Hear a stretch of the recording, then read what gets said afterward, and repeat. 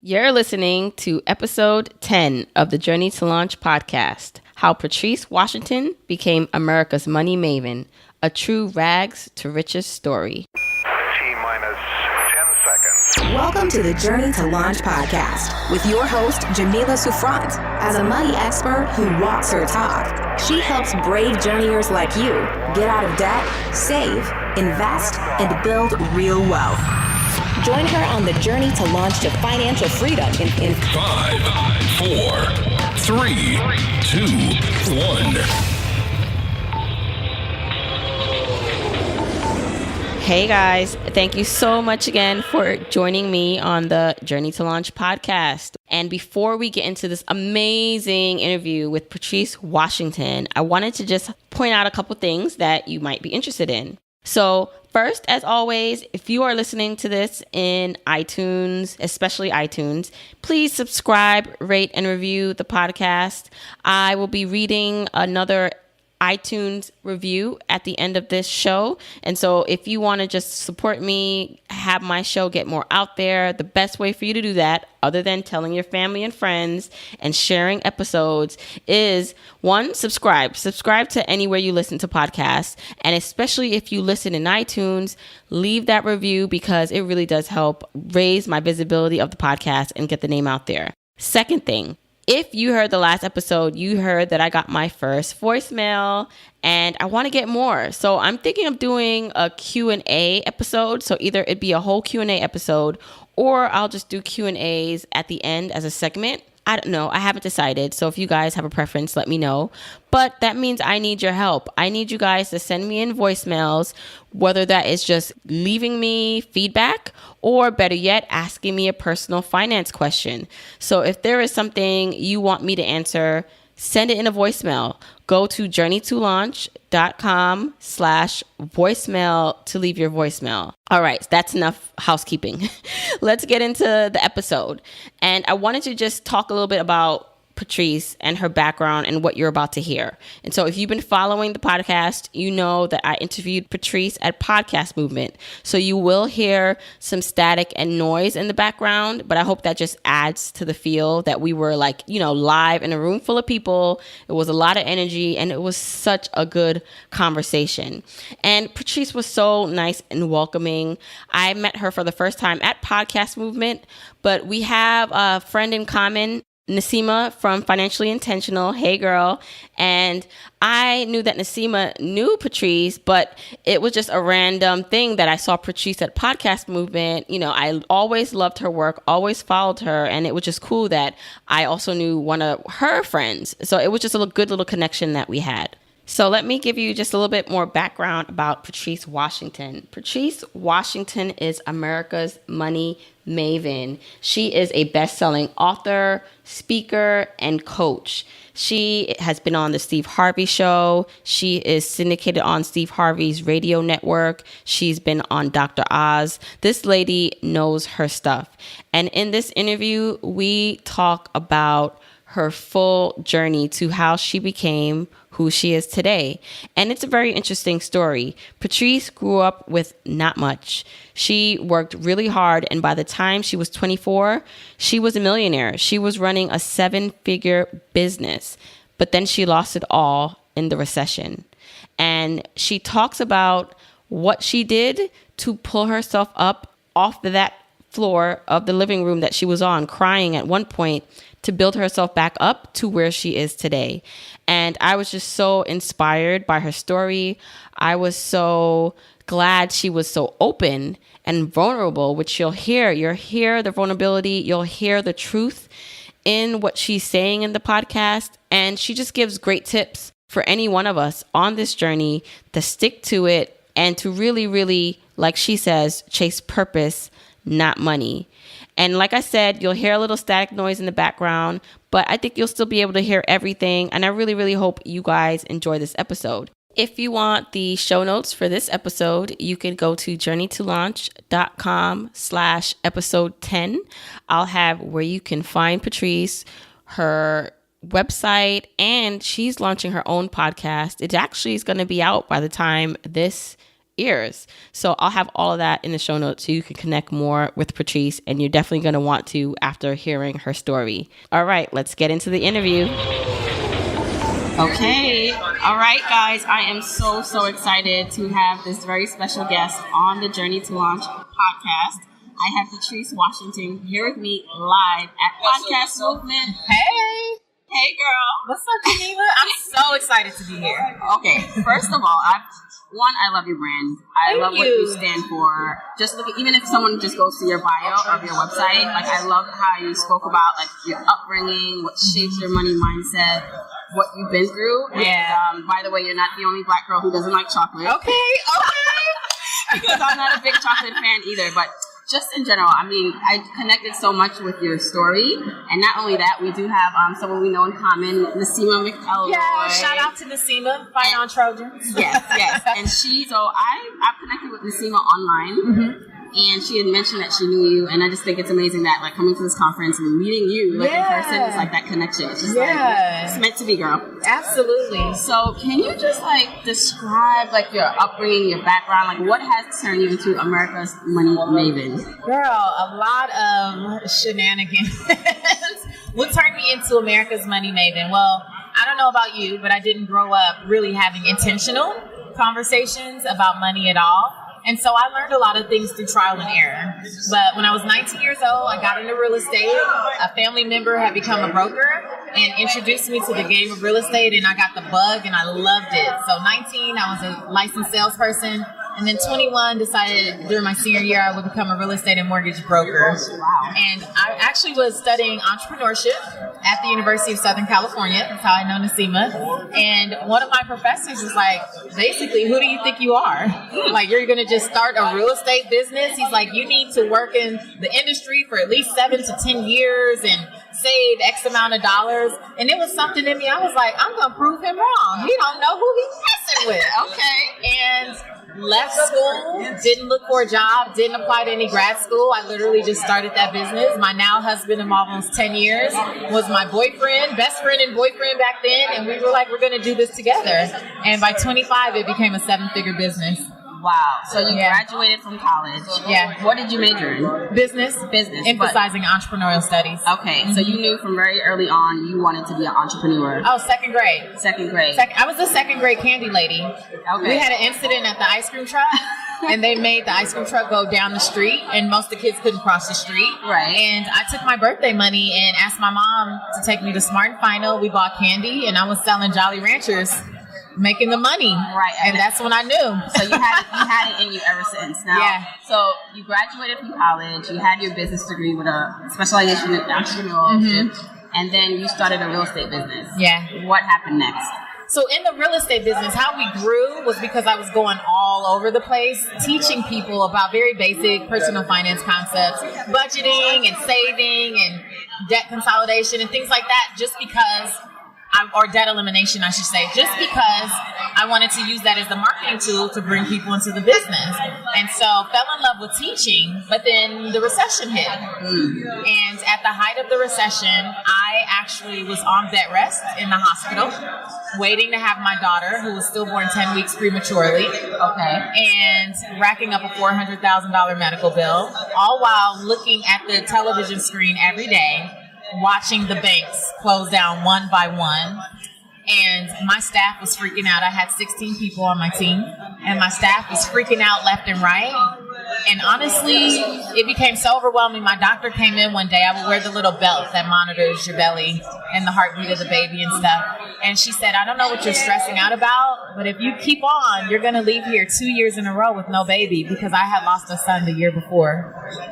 And I made a decision in that moment to surrender. Like, you know what? If you did it once, you can do it again. But at that point in my life, I realized how important family was to me and being a mother.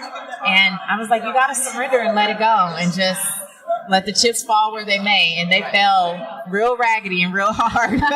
Okay, so wow, what a story. So you had a very thriving real estate business. Yeah. You were pregnant and the market collapsed. Yeah. So what happened? Did you lose all your investments? I did. Definitely everything in our stock portfolio plummeted. We had 13 pieces of investment property. We were lucky to short sell, maybe 6 or 7, and had to foreclose on the rest. I laid off my entire staff and team, closed the doors, and literally within a span of about 16 to 18 months went from this 7-figure business to scraping up change. Wow. So would you describe that as your lowest moment? Absolutely. It was one of the lowest moments in my life, and it was really humbling because at one point we had to get out of this 6,000 square foot home that we had in Southern California, and we ended up in literally this 600, 700 square foot, we call it box, in Louisiana. And there was one point where I was literally on the floor snotting and crying and just bawling and God, why? Because I've been a good person. And I did everything. I'm tearing up. Oh, wow. I was I've been a good person. I did everything in integrity. I took care of people. I could have put tenants out. My tenants have been losing their jobs, and I didn't want to just put them out on the street with their kids. And in hindsight, I could have made a lot of different decisions, but I really valued the people that depended on me. And I valued those relationships, so I didn't do some of the things that I could have done to maybe, stop the bleeding. But I'm God, why me? And that was my low point, being on that floor, just I can't take it anymore. Wow. And by then you had your daughter. I had my daughter. My daughter was born 10 weeks prematurely, like I said, but no issues. Thank God. 3 pounds, 2 ounces. Okay. And is thriving today. Awesome. And by then you were married. Yeah. So you and your husband, then and now husband, really have been through a lot together. And we'll fast forward to what you're doing today, but I really want to highlight this moment for you where you literally lost everything. So not only did you not come from money, and you created a name for yourself, you worked hard for what you had, you lost it all. Yeah. So all. So how did you go from being on that floor, broken down with nothing, to building yourself back up and where you are today? And just in case, I want to just interject, because maybe someone listening doesn't know who you are. Yeah. Just briefly, where are you today? Because I want to highlight that big transition. So today I'm America's Money Maven, and I have the honor and privilege of being a best-selling author of a 3-book personal finance series called Real Money Answers. I'm actually working on my 4th book now. I have a weekly syndicated radio segment on the Steve Harvey Morning Show, which is 54 cities, 3 to 4 million listeners a week. Do a lot of television and radio, coaching women entrepreneurs on how to use their God-given gifts to earn more money, and just all around living my life's purpose. Okay, wow. So now, how did you go from that girl, on the floor, to where you are right now? When I was on the floor, I believe, heard this still small voice, kind of that internal thing that's get your Bible. That's what it was for me.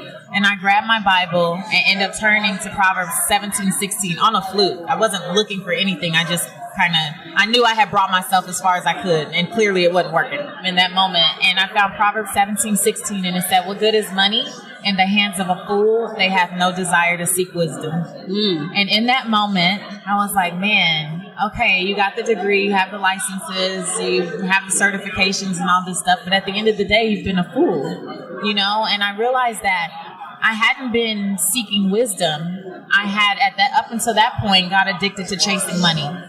Because I was raised to, you got to work hard, go to school, get a job, or start a business, but all the goals were very in alignment with just getting more and more money. And I grew up in the hood, so I was trying to, I had been chasing, money or fleeing that upbringing my whole life. Right. But I didn't know how to seek wisdom. I used to confuse knowledge with wisdom, right? Because I was smart, real book smart, right? And so I thought, well, the more knowledge you have, the more money you're going to make. But no, that's not it. Seeking wisdom is the application of knowledge. It's not the knowledge. A lot of people become information hoarders, thinking more and more knowledge is going to change something. But wisdom is what matters. What do you do with the knowledge? Right. How do you apply it? With who and when? Right. And a part of that is also understanding how to ask for help. And through that whole season, people didn't even know what was going on with us. People in our family didn't even realize how we were living in New Orleans with disconnect notices every other day. They had no idea because we were ashamed. I was embarrassed. I felt guilty. I'm the one in the family that, quote unquote, made it. I'm not supposed to be going through this. And so I didn't ask for help. that's probably been one of the biggest lessons that I learned, and what has gotten me here is that I started to really embrace this notion that you have nothing to hide. You have nothing to defend. You have nothing to protect. Your story is your story, right? And it's like a so what, now what? This is where you are, but you've already brought yourself as far as you can. Now, what are you going to do?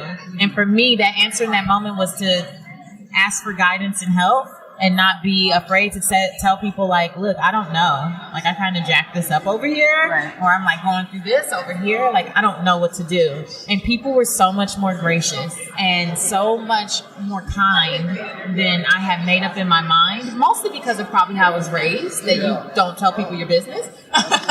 But when you don't tell people your business, you also don't get help. Right. It's a lonely process to need help and not know how to ask for it. And to be too prideful to ask for it. Yeah. Pride comes before the fall. Right. Yeah. So you are picking yourself up off the floor now. You realize that you need help. You're asking for help. So the steps you made then to now become just where you are, like what happened? So when I got off the floor, I had this crazy notion about starting a blog. I had this is 2009. I had kind of heard of a blog, but didn't really quite know what it was. I started a blog literally the next day. It's still up. It's a free blogspot.com, and I leave it up because I have nothing to hide. What's the name of that blog? seekwisdomfindwealth.blogspot.com. Okay, and I'm going to make sure I link to that in the show notes. It is legit still up. Okay. And so because Proverbs was that thing that changed, like in that moment, I was like, whew, that was deep, that Proverbs 17, 16. So I started to pick apart Proverbs and pull out financial or business lessons and share them on this blog spot.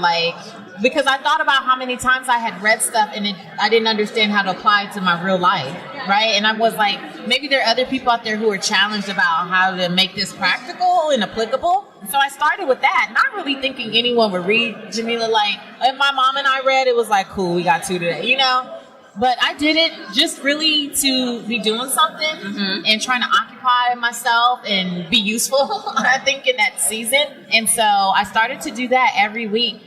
And I remember, for a couple weeks, I was like, this is dumb. Nobody's looking, And a random guy, to this day, I owe him my career. I don't know who he is. He's never said anything else to me. But I got an email from a random man who said, I hope you're okay. Been missing your blog posts. And I was like, who is this man? Because I really was not online. I didn't really understand a bunch of stuff. It was a new world for me. I had just joined Facebook and Twitter, And I was like, who is this man? Where did he come from? How does he know me? Is he a stalker? This is weird. What's going someone on? Cares about what I have to say. And it hit me. I was like, wow, what I was saying impacted him. And that gave me the encouragement I needed to you know what? Even if it's just one person, I'm going to keep going. And I made a decision that even if it's just one person, I want to help people as I restore myself, understand that this journey is about purpose. It's really not, in wisdom, it's not about chasing money. So I was like, anything that I can do to spread that, I'm going to do. Well, from the blog, once I got on Twitter, I ended up getting an opportunity to write for a magazine. And then I got an opportunity to be on a Blogspot radio show? Oh, yes. Back in the day. And then those things, it just the momentum just kept going and going. And then after a year and a half or so of doing the blog, and then I started to volunteer at financial-based nonprofit organizations around Atlanta because I wanted to take what I used to do to build the real estate business and just do it again. I'm I really like the education piece. Right. And so I created my own speaking events, at the library. Right. At the public library, or I would go to a church and say, hey, this is my name, this is who I am, this is my story. I would love to share with your congregation. And like I said, people were so much more open to saying, okay, than I thought they would be. But I lost everything. I have nothing to lose. Right. And I think what that is your authenticity and your story. So many people can relate to it and will relate to it because nothing is easy. So a lot of people will see you now and say, well, and they don't know what exactly you've been to to get where you are. And the fact that you can share that and teach people that you can come from nothing, build something, lose it all, and build it again. Yeah. It's possible.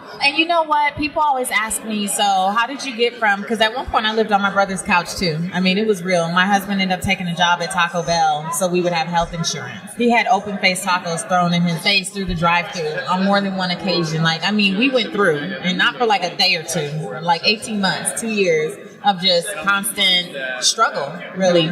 But we always used to say something too. We're very big on mantras and stuff. And we used to say, been there, done that on the way back. Like every time we saw a beautiful home or Range Rover, we've had matching Range Rovers back in the day, or just anything that reminded us, we'd be like, been there, done that on the way back. And we just had our mindset on like, we're coming back. This is a season. I'm not in this forever. Right. You know, we knew it was a season. But then the other thing that we started to do was work on other areas of our life, because I didn't want to get back in that same like cycle of chasing money. Like, just because I don't have what I used to have, I don't want to now make this conversation about how we're going to get more money, how we're going to get more money. It was still very much like, who do I need to become so that the next time around I can truly receive it and sustain it, right? And I don't think we think about that a lot. I think a lot of times it's like, when I get the money, everything is going to be good. It's like, no. Right. And that's what I like about your message. You focus a lot on the mindset. Yeah. And as you can hear, listeners, that the mindset is what carried you through and allowed you to become successful. Because if it was about money, millionaires, people who won the lottery would still be rich. Like, they wouldn't be filing for bankruptcy. Right. They wouldn't have all these insecurities. It's not just about the money. At all. Right. You have to have the mindset and the ability to control the habits that are destructive. Yes. And you have to believe in yourself. Yes. And I call that, so the first pillar, when you go to patricewashington.com, the first pillar is actually about being fit. And people always think I'm talking about just being physically fit, and it's not that. I mean, it is that, but also mentally fit. Like, life is going to come at you. It doesn't matter who you are. It doesn't matter what background. It doesn't matter how cute, how awesome, how amazing you. It doesn't matter. Things are going to happen. And you have to be mentally fit and prepared. And what takes people out and keeps them down in the dumps, because a lot of people who were in real estate at the same time as us, we know folks who still haven't come back. They still haven't bounced back to what they were pre-recession or, you know, any of that. And I know that the difference is the mental fitness, because even though we lost everything, and I had those moments of crying and God, why, and all that, but I also always knew that it was a season. Like, in my mind, I knew that even though I lost all my money, my mind is not bad. Right. You know what I'm saying? Like, it's temporary. Like, this is temporary, and this has also not happened to me. This has happened for me. There's something that I'm supposed to take out of this, and I thank God today for everything that I went through, because I wouldn't have the passion or compassion that I have for people had I not been through that. Right. Because you're talking about a 21-year-old kid who came out of college making $200,000 the first year. I didn't end up grossing $1 million plus at 25 years old. Had I not been humbled, I would have probably been a mess. And I think that would have destroyed my destiny. You know what I'm saying? Because I was called to really serve people. And had I just been caught up in all of that, I couldn't be used in service the way that I am now. And I much prefer, this is so much more fulfilling than that time in my life was. And I want to challenge listeners to think about things that have happened to them. And it could be small or big. Maybe you're not at the job you want to be at. Maybe, you have a ton of debt and you don't understand or know how to get out of it. Maybe you are just, not able to pay your credit card bill. Yeah. But anything that you're facing right now, as you're hearing Patrice talk about, is a season. Yes. And it is a stepping stone to something more and better. Anything like that is challenging you at this point, try not to focus on the negative. Because as you said, some of the people you knew back in the day have not recovered because they're, I don't know what's happening with them, and it could be deeper than what I understand. Yeah. But I can probably, assume that a lot of it is if you focus on the negative, you'll stay in that pit. Yeah, you will. Versus taking the lesson from whatever it is you're in and taking the positive and building on that. It's also, I really think that personal finance is about personal responsibility. And so even now, I run into some of those people. Now that I've moved back to Los Angeles, I run into some of those people. And it becomes this whole, you're lucky, you don't it's been hard out here because you went somewhere else. I mean, you are a plane ticket or a drive away. If it was just going somewhere else, but if you take the same you somewhere else, you're going to get the same results. It has nothing to do with, but it's this whole you're lucky conversation. It's like, no, I took personal responsibility, because people will tell me to this day, well, I mean, it's not like you were the only person that lost stuff in the recession. Yeah, I get it, but I had to look at my behaviors. I had to look at my habits. Yeah, I saved quite a bit, but I could have saved more. Yeah, there are decisions that I could have made to, like I said, stop the bleeding that I wasn't strong enough to make, because some of them were just business decisions that you have to make if you're the CEO of a company, period. And so once I started to recognize that and take responsibility for that, now I took back the power to be able to change, like course correct and change my destiny. But if you're sitting in what somebody did and the president and the economy and this and that, and it's always someone else's fault, you lose the power. Right. You got to take responsibility for where you are. Yeah. Yeah, because I see a lot often too with just in personal finance, and when I share my story, I get tons more positive responses than negative. Yeah. But there then are some people who are just like, well, it's easy for you because you make a lot of money, or you and your husband are doing well. Story of my life. Right, but that's not necessarily, like, that's not all. Like, obviously there's more to the equation of being successful. All right, so you are like just dropping a lot of great mindset, like knowledge bombs. So that's basically where your choose purpose, not money tagline comes from. Yeah. And really wanting people to look at the other areas of their life that impact money, because it's not just about the money at all. Like I said, being mentally fit and being aware, even in the mental fitness, of some of the things that might be keeping you stuck, might come from childhood trauma. That's one of the things that I had to address, because while I wasn't physically abused, well, I'm still working through some of that in therapy, but while I wasn't like physically abused, I did have people in my family that would tell me I was ugly or make me feel really, really bad about myself. So my self-esteem, my self-worth, my self-love was really low. And I was 25 before I could look at myself in the mirror and not cringe and criticize and have some type of just negative reaction. And so I had to deal with that. You said up until 25, and by then you were making money, and you still had those insecurities. I was making money. Okay. Yeah. And I still had those insecurities, and I still was like, well, people like me because I'm smart, or people like me because I know how to make money. But I could not accept when people would say, oh, you're beautiful. I'm like, you're lying, or why would you say that? Or it would make me like squint my eyes and look at people crazy, like, what's wrong with them, you know? But I had to go to therapy. First of all, my husband helped a lot, because at 22, 23, when he realized, like, are you serious right now with this conversation?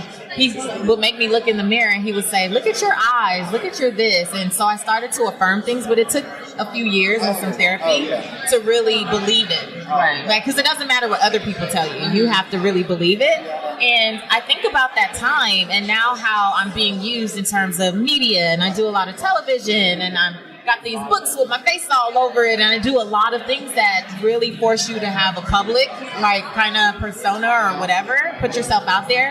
And that has been a part of getting to my wealth now, has been being able to put myself out there. But if I still felt the way that I did back then, had I not dealt with that and got past that, I don't think I could be, again, as useful in my purpose as I am today.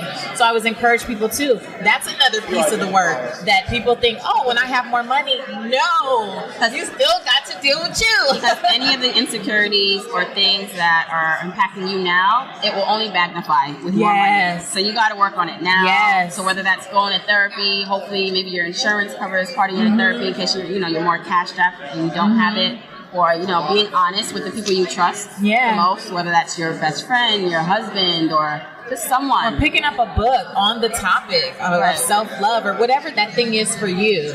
Because these things, like, it does not seem like it, but it affects our behavior with money. It does. I realize a lot of times that the negative habits with money, overspending, is basically over-validating, trying to fill that void. Trying to fill the void. Yeah, you're trying to fill a void. And most people who have issues with emotional spending, like, there's something there. Like, every time something negative comes up, you got to go buy something to... No, it's like, deal with that. Like, tackle that, and then you'll have the money. I got someone asked on my Instagram, they said they can't stop spending. They want to, but they say they're not going to go into more debt, and then something just happens and they can't do it. And I told her, I responded, and I said, it's deeper than just spending. It's some emotional issues there that unless you address, it's like not about the money. It's never about the money. Then you're just going to up where you shop. I always tell people, who you are with $100 is who you are with $1,000 is who you are with $1 million. And that's why even when you don't have the money that you feel like you want or desire right now, you still have to incorporate a lot of these things that we talk about, budgeting and saving and all this, because it's a muscle. And you're not all of a sudden going to get buff when you get $1 million. Like, you have to build that muscle over time. You got to prepare yourself no matter where you are, and believe that it's going to happen for you, so you're prepared for those blessings. Exactly. So okay, you brought up your husband, so kudos to your husband for helping you out, and you guys been together for a long time. And long time. And I relate. My husband and I have been together for a very long time too, so I get it. But how important is it to pick the right partner on this journey? Because obviously, two minds, two paychecks, two hearts working together to this journey is gonna like elevate your quicker. So I really believe that the only reason that I am who I am, besides God, because I have strong faith, but the only thing outside of that is the support and encouragement of my husband. You know, I have great parents and all that, but nothing has compared to, because they made a lot of assumptions about what they thought I should just know because I was here, you know? And it's like, no, my husband has been just such a great support system in me going after my dreams, chasing this whole, you know, we used to say, you're going to be like Susie Orman, you know, I would go in Barnes and Nobles and we would turn all her books around on the bookshelf. And I took a picture one day and I was like, I'm going to be on the bookshelves too. And my husband was like, I'm going to stand in agreement with you. And now I do have books on the bookshelf in Barnes & Noble, right? And it's because he has supported me every step of the way. But I've also always really been clear, because I always feel like people say, well, it's easy for you because your husband's supportive. I'm like, okay. I've also always been clear about my intentions and what I wanted to create. And I think he can stand behind clarity. It's really hard to stand behind lack of clarity. Like, you're switching every day, who you want to be, what you're going to do. And that comes from, again, out of alignment, trying to chase what's hot. My husband always knew that I was chasing what I truly felt like God called me to do. Right. So you believed in yourself. Now, there might have been some things that you were insecure about, but deep down, you knew what you wanted, and he saw that, and he saw your commitment to it, and he was able to help you. So how can, like, someone who has a partner, and it could be maybe they don't want to be the next Susie Orman, but maybe they just want to, you know, be able to get out of debt, and they want to retire early, and they have a partner. How can they create a duo where it's just like you guys are together, unstoppable? Like, how do they do that? I think open communication and not assuming that your partner is clear about what your goals are. And also, I really think it's important to maintain individual goals, but then also have shared goals. My husband and I have shared goals, but it takes reaching our individual goals for us to create those family goals and stuff. So we support each other because we see the bigger picture is you're fulfilled in what you do. I'm fulfilled in what I'm doing to get to my goals. And as we achieve these goals, it only enhances the family, you know? Right. But we're really clear about what that is. I can only stand behind him because he's really clear about what it is. And we can hold each other accountable. I wouldn't call him my accountability partner because I have someone else for that.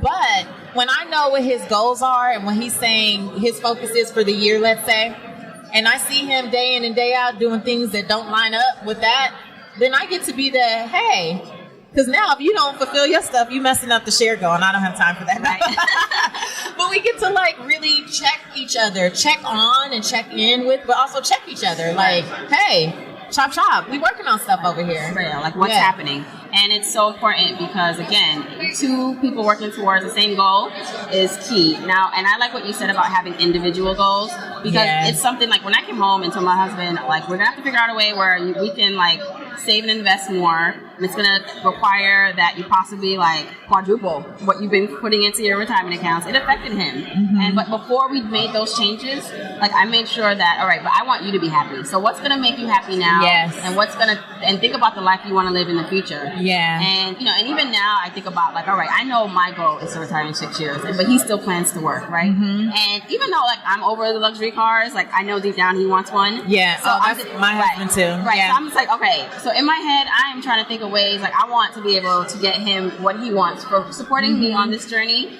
like being responsible, obviously, first. I want to be able to get him what he wants. And so I like that. I like that it's not only about one person, but it is important to support each other. Make sure you're asking the questions.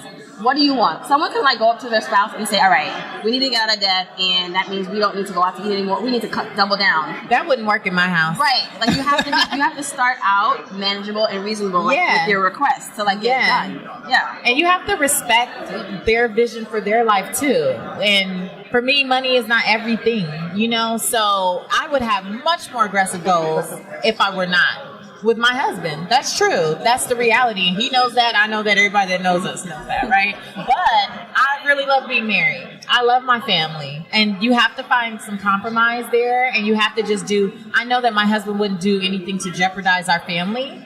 And I know that as long as I stay flexible, I would probably be as extreme as like, let's save 70% of it. He's not about to do all that. I do the same. Yeah, he's not about to do all of that. But you know what? He rocks with me at 35%. And I'm good with it, because he could be like, what? But as long as he gets to still have a life, because I believe in discipline, not deprivation. Right. You got one life. I'm not here for I'm not drinking any Starbucks today. Listen, if I want Starbucks today, I'm going to have Starbucks. That is what it is, But I also am really big on earning more. So my other thing is like, for me, it's not all about scarcity and cutting everything out. That just feels really restrictive to me personally.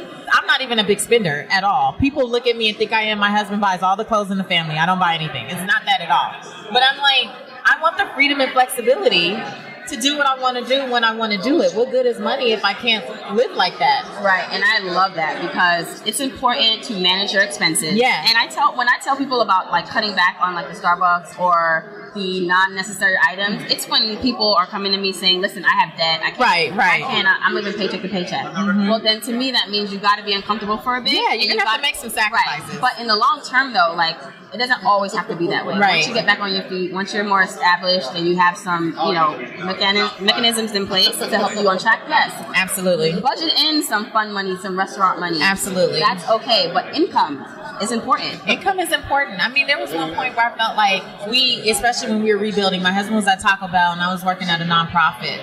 And we had cut everything we could cut. And I'm like, you know what? We can't cut no more. There's nothing left to cut. It's not the outgo, it's the income. It's what's coming in. And that's when I really tapped into, you have too many gifts. Like, you have too many gifts to sit here talking about what you don't have or what you can't do. And so I started to turn those blog posts into my first book.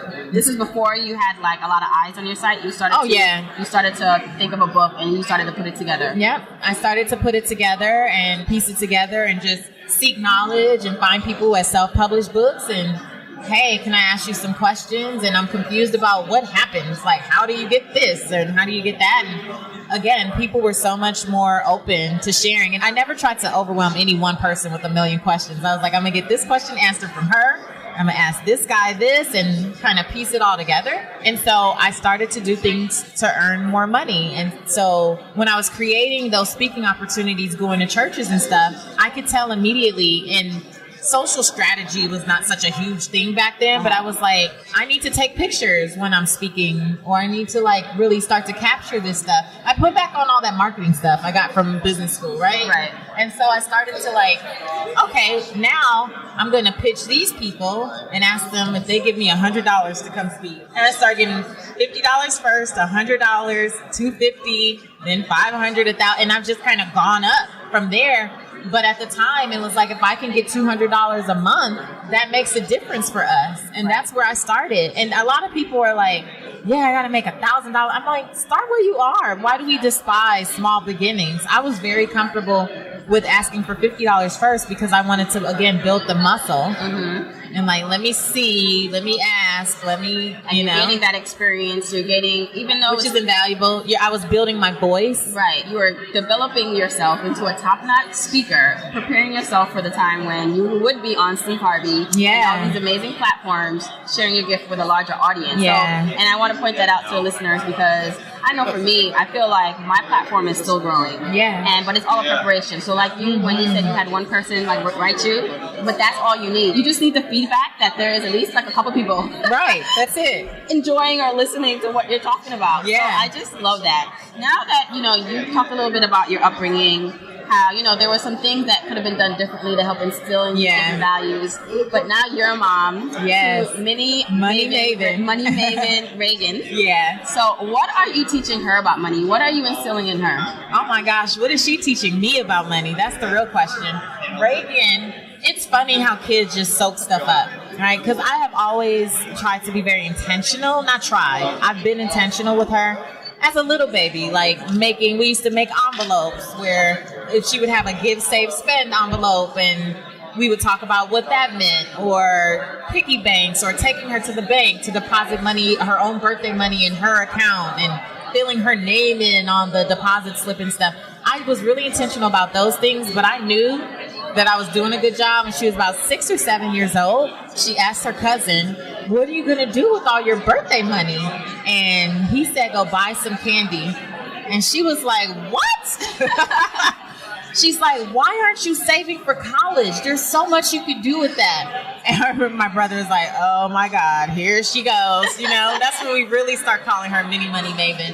But I just have intentional conversation with her all the time. I mean, she is very aware. She's 10 now. She travels with me quite a bit. She's heard me on stage, I don't know how many times. And she's sometimes sitting in my office when I'm doing interviews like this. So it's just continuously having that conversation that plants the seed. And I really see it come to fruition. Like, her birthday just passed August 1st. And, you know, she got her money and she's like, Mom, I'm going to like save $40 and then use my gift cards. And then she's like, I want to put all my checks in the bank. I'm like, cool.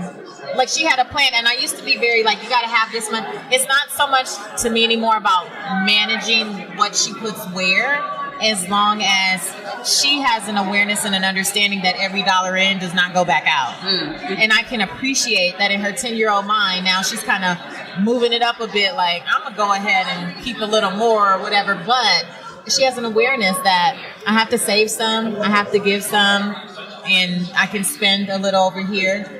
And then when we go out, I'm really like, you spend your money. Right. So she's been at the counter before and got turned away. I've had dirty looks at Target where someone's like, she's not going to give that little girl $2. Are you going to give me my tax money? Right. No. Right. Like, don't manage what's going on. Don't manage what's going on over here. I've had people try to give her money in the line. I'm like, that doesn't happen as an adult. That doesn't happen in the real world.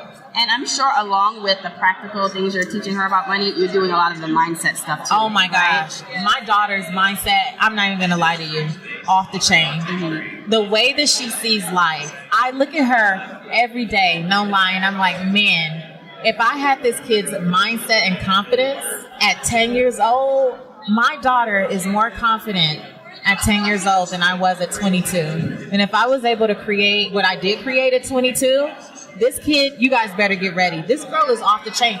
Like, you cannot tell her no. She's like, okay, so maybe I just need to think of another way.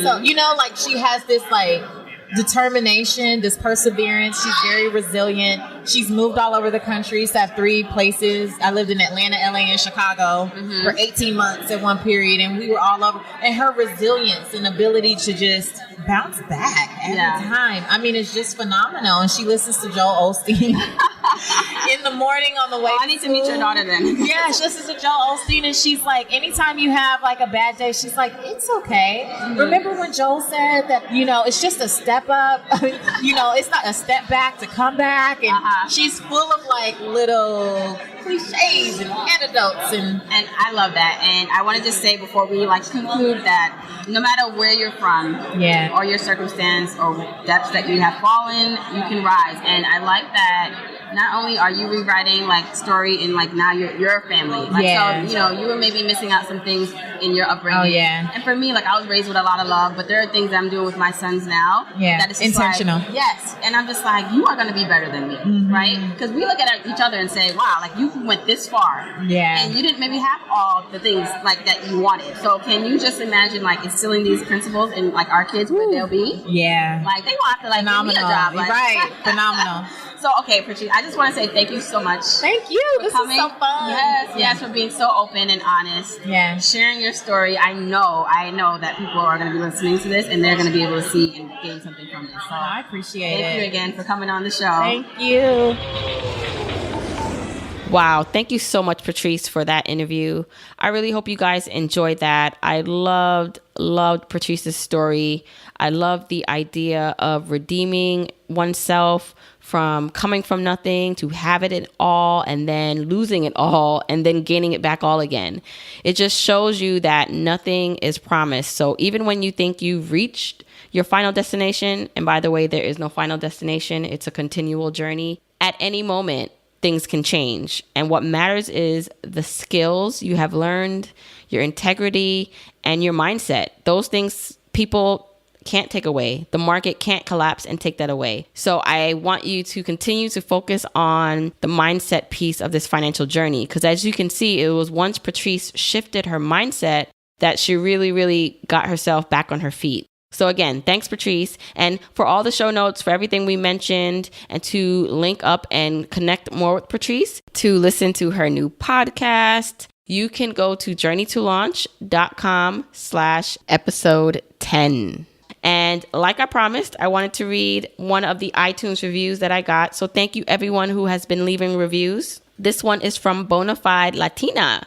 She says, so happy I found this at the time of launch so that I can never fall behind on episodes. Love Jamila's approach to personal finance. She stays super relatable to me as I am also a corporate woman of color that didn't grow up with much, but has always strived to get more than what I grew up with. I look forward to hearing more about Jamila's experience with saving successes and tips and debt management. Thank you for launching this, Jamila. Well, thank you, Bonafide Latina, for listening, giving me your feedback, and leaving that review. I really appreciate it. And if you want to leave a review for the Journey to Launch podcast and you're listening in iTunes, just go to iTunes and click subscribe, and then click review and rate so you can review and rate the podcast. And again, before I go, I just wanted to say thank you everyone for listening. See you next week.